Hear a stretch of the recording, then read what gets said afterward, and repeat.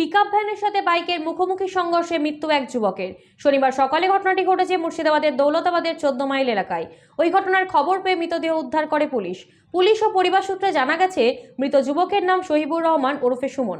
তার বয়স মাত্র 22 বছর। তার বাড়ি দৌলতাবাদের ঘাসিপুর এলাকায়। সূত্রের খবর, এদিন বাড়ি থেকে ইসলামপুরে পটল বিক্রি করতে যাওয়ার সময় বহরমপুর করিমপুর রাজ্য সড়কে ওই ঘটনা ঘটে। ঘটনায় শোকের ছায়া নেমে আসে তার পরিবারে।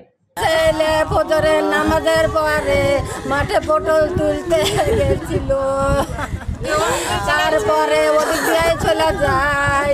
আমি রান্না করতে বসেছিলাম, তারপরে আমার ভাসুর ফোন করছে আর চলে যাচ্ছে। আমি ফোন দেখে বুঝতে পেরেছি আমার ছেলে কিছু হয়েছে।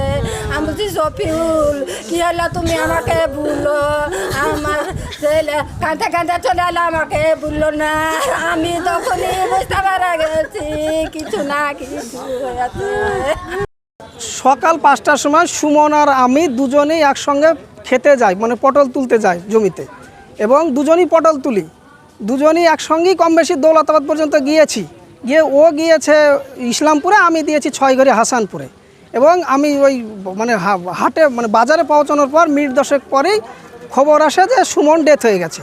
আমি খবর নিয়ে জানতে পারলাম যে 407 একটা গাড়ি ইসলামপুর থেকে আসার পথে, আর ও এই দিক থেকে যাচ্ছিল, দিয়েই আপনার মানে সংঘর্ষ হয় এবং দুজনে ওই গাড়ি পালিয়ে যায় এবং ও ডেথ হয়ে যায়।